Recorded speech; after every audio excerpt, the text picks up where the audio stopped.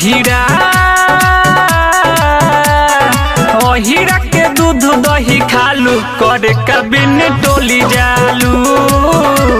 करे कबिन टोली जालू खाके न तनी कोला जालू करे कबिन टोली जालू करे कबिन टोली जालू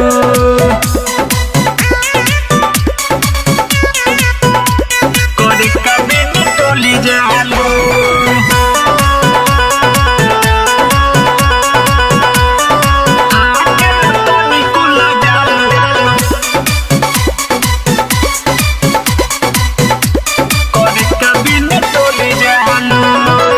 पागल बनवले तू बारू ये गोरी अपन देखा के तू जवानी वानी यही से बढ़ल बाबे ये सुगी पांडे जी के पार सानी सानी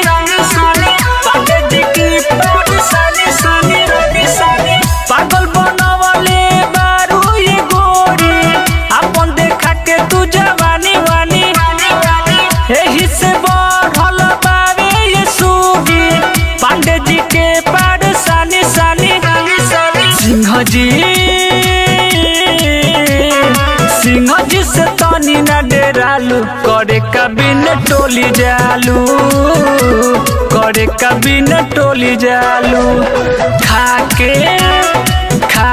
न तनी कोला जालू करे कबिन टोली जालू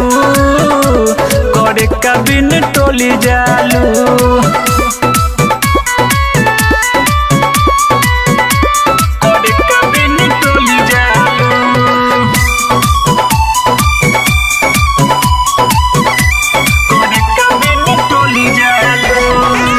जहिया जइबू धराई संदीपवा कहरे लागी चढ़ाई रही माचा में बासा जाए रानी तबे तहरा बुझाई जाई तबे तहरा बुझाई जाई जहिया जइबू धराई संदीपवा कहरे लागी चढ़ाई रही माचा में बासा तबे तहरा बुझाई जाई राइटर के पलू भालू करे कबिन टोली जालू करे कबिन टोली जालू खाके